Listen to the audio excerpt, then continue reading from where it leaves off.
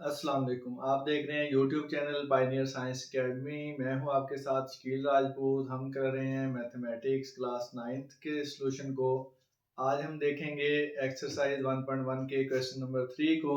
Question number 3 में वो कह रहे हैं कि express the following as a rational number p by q. अब हमारे पास जो है तो ये भी रैशनल नंबर, क्योंकि जब हम इसको ये क्लास से हटा के लिखते हैं तो ये 444 की जो है वो हमारे पास स्टेटमेंट बनती है। लेकिन वो कहता है कि आप इसको क्या करो कि इस तरह बटे की फॉर्म में जो हमारे पास ओरिजिनल जो है ना वो रैशनल नंबर की फॉर्म बनती है p बटे क्यू वाली, उसमें लिख के दिखाओ। तो उसमें करने के लिए हम स्टार्ट करते हैं सॉल्यूशन। आपने क्या करना है कि जो आपको नंबर दिया हुआ है ना उसको आपने लेट कर लेना है किसी भी अदर वेरिएबल के। ठीक है, तो मैंने y के लेट कर लिया कि y इक्वल है 0.4 के ऊपर बार के। आप क्या करेंगे कि जो 0.4 है ना बार को इसको चेंज करके इस फॉर्म में लिख देंगे। ठीक है, तो इसको आपने क्या कह देना कि आपकी कौन सी इक्वेशन है, पहली इक्वेशन है। ठीक है, उसके बाद आपने क्या करना है कि आपने करना है मल्टीप्लाई 10 ऑन बोथ साइड, कि आपने जो 10 है ना वो दोनों साइडों पे मल्टीप्लाई करवाना है। जब 10 को आप दोनों साइड पे मल्टीप्लाई कराते हैं तो देखिए 10 मल्टीप्लाई बाय वाई हो जाएगा और ये आपके पास हो जाएगा 10 मल्टीप्लाई 0.444। अब ये इस चीज का आपने ध्यान रखना है कि 4 आपने जितनी दफा यहाँ पे लिखा है ना उतनी दफा ही हर जगह पे आना चाहिए, वरना आपकी कैलकुलेशन में जो है ना वो एरर आ सकता है। तो यहाँ पे हमारे पास जो है ये हो जाएगा 10y। जब हम इसको मल्टीप्लाई करवाएंगे तो ये 4.444 ये फॉर्म बन जाएगी। अब डेसिमल के बाद हमारे पास यहाँ पे कितने नंबर हैं, चार, मतलब कि चार चार दफा रिपीट हुआ है। यहाँ पे चार जो है वो तीन दफा है, तो हम इसको भी चार दफा पूरा करेंगे तो ये हो जाएगा 10y इक्वल है 4.4444 अप टू सो ऑन। तो ये मेरे पास जो है ये इक्वेशन 2 बन जाएगी। उसके बाद आपने क्या करना है कि जो इक्वेशन 2 है ना उसमें से आपने इक्वेशन 1 को निकालना है। ठीक है, तो आप लिखेंगे कि subtracting equation 2 sorry equation 1 from 2। आप इक्वेशन 1 को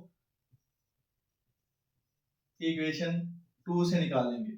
तो जिसमें से निकालना है वो रकम पहले आएगी और जिसको निकालना है वो बाद में आएगी। तो ये पहले हमारे पास आ जाएगा 10y इक्वेशन 2 का माइनस ये वाला y आ जाएगा इक्वल है, ये हमारे पास आ जाएगा 4.44 माइनस 0.44।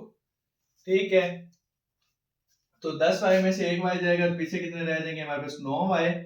4.444 में से 0.44 जब निकलेगा तो पीछे हमारे पास जो है वो कितना रह जाएगा, 4 रह जाएगा।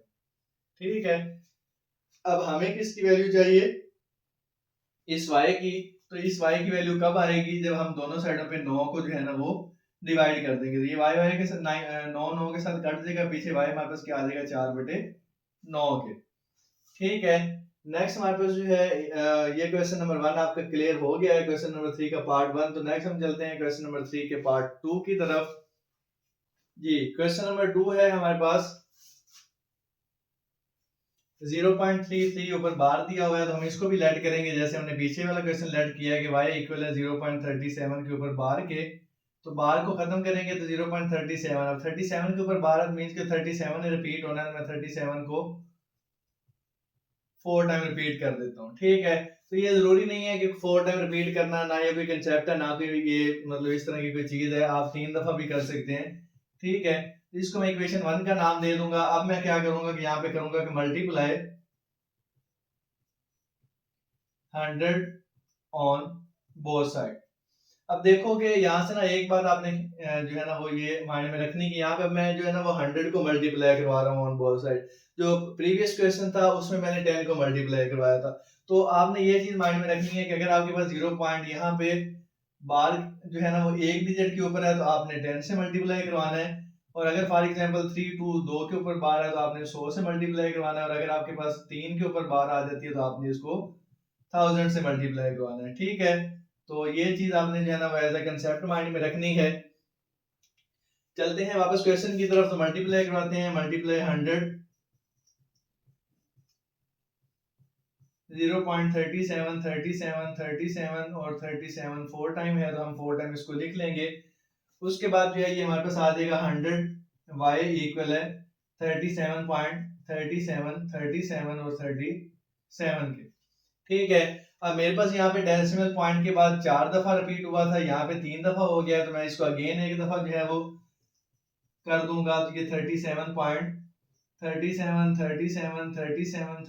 4 टाइम हो जाएगा और इसको मैं कह दूंगा कि ये मेरी इक्वेशन 2 है।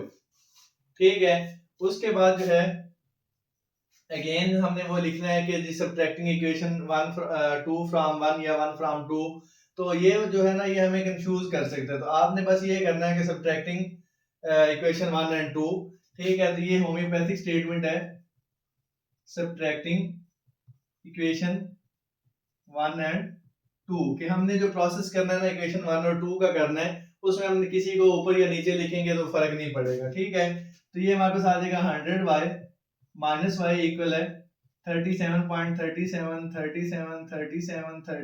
4 टाइम है माइनस 0.37 4 टाइम आ जाएगा।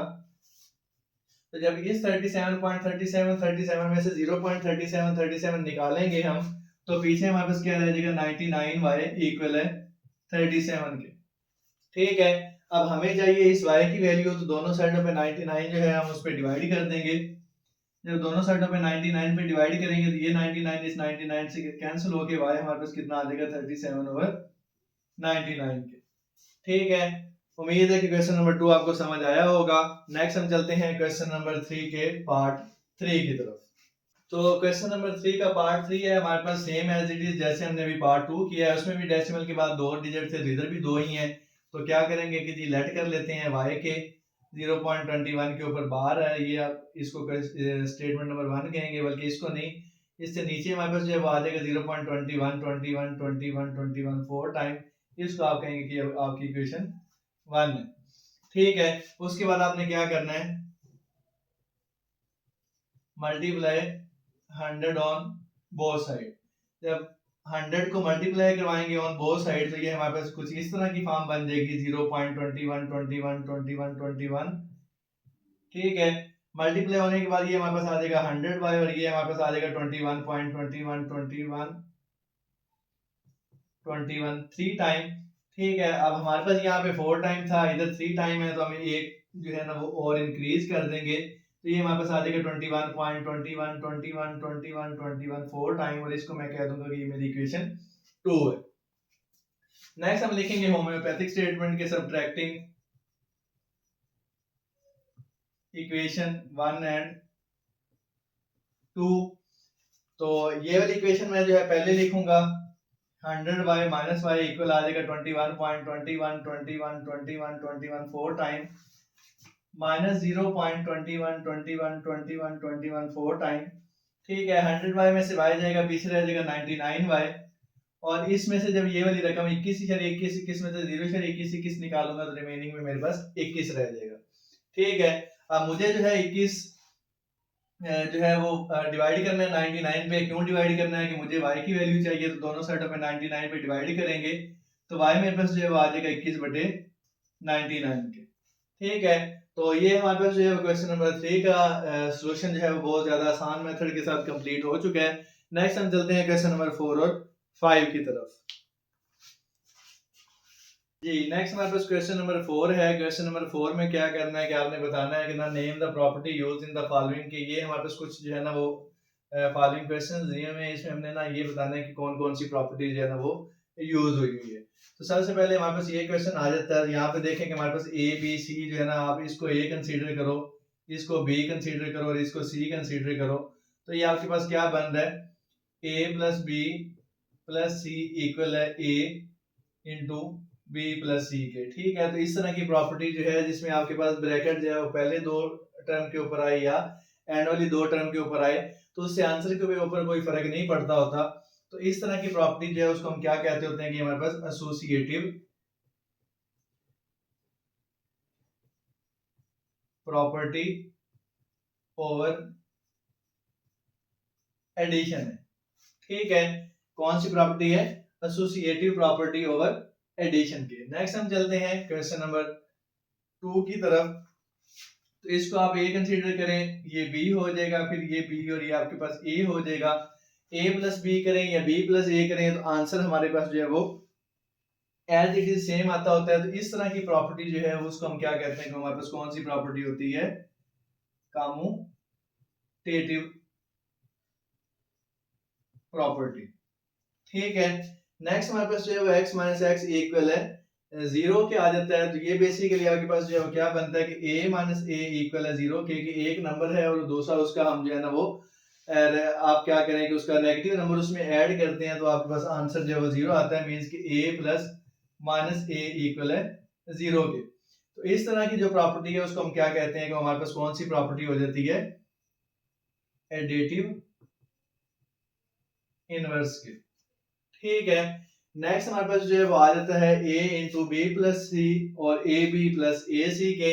तो ये पहले ही हमारे पास जो है वो जनरल फॉर्म के अंदर है। तो यहाँ पे आप देखें कि a हमारे पास जो है ना वो क्या है कि लेफ्ट साइड पे पड़ा हुआ और b प्लस सी है आपके पास। तो a जो है डिस्ट्रीब्यूट हो रहा है, a पहले b को गया और फिर a c को गया, तो आपके पास बन गया है a b plus a c। तो इस प्रॉपर्टी को हम क्या कहेंगे कि हमारे पास लेफ्ट डिस्ट्रीब्यूटिव प्रॉपर्टी है।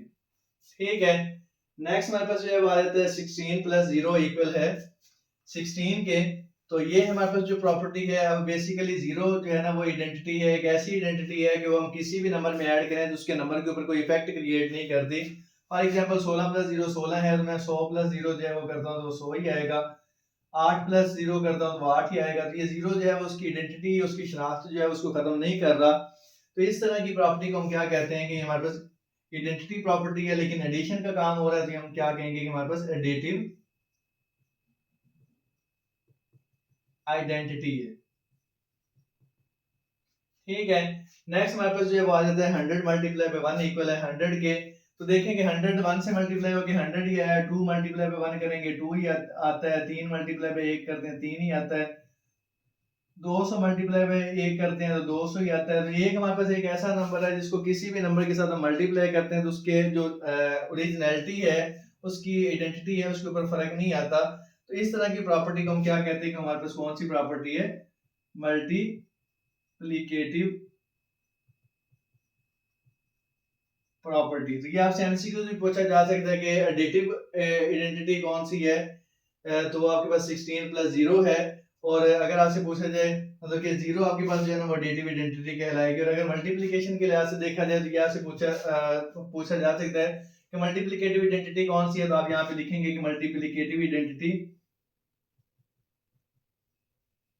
क्या है, 1 है। ठीक है, तो मैं यहाँ से थोड़ा सा इसको सेट कर देता हूँ, आइडेंटिटी मल्टीप्लिकेटिव आइडेंटिटी प्रॉपर्टी लिख दें या मल्टीप्लिकेटिव आइडेंटिटी लिख दें, एक ही बात है। नेक्स्ट हमारे पास है जो 4 मल्टीप्लाई बाय 5 मल्टीप्लाई बाय 8 और 4 मल्टीप्लाई 5 मल्टीप्लाई 8। तो इसको अगर मैं ए कहूँ, ये बी और ये सी करूँ, तो ये अगेन आपके पास इसी तरह की मिलती जुलती एक प्रॉपर्टी बन गई है कि किसी दो रकमों के ऊपर पहले या बाद में स्केयर करें, ब्रैकेट लगा के सॉल्व करें। तो यहाँ पे हमारे पास मैंने लिखा था कि एसोसिएटिव प्रॉपर्टी ओवर एडिशन। तो यहाँ पे फिर मैं क्या लिखूंगा कि ये मेरे पास हो जाएगी एसोसिएटिव प्रॉपर्टी ओवर मल्टीप्लिकेशन की। ठीक है, नेक्स्ट हमारे पास जो आ जाता है कि ए बी इक्वल है बी ए के, जैसे हमने यहाँ पे किया था ए प्लस बी इक्वल है बी प्लस ए के। तो वो एडिशन के लिहाज से था, ये मल्टीप्लिकेशन के लिहाज से। यहाँ पे फिर मैं लिख दूंगा कम्यूटेटिव प्रॉपर्टी ओवर, आप यहाँ पे लिख भी दें ओवर मल्टीप्लिकेशन या ना भी लिखें तो जस्ट कम्यूटेटिव प्रॉपर्टी लिख देंगे तो अंडरस्टैंड कर लेगा। आज की वीडियो में इतना ही था। अगर वीडियो आप लोगों को पसंद आई तो वीडियो को लाइक कर दें, चैनल को सब्सक्राइब कर दें और साथ लगे हुए बेल आइकन पर जरूर क्लिक कर दें ताकि मेरी हर आने वाली वीडियो आप तक बर वक्त पहुंच सके। मिलते हैं एक नए लेक्चर नई वीडियो के साथ, तब तक के लिए अल्लाह हाफिज।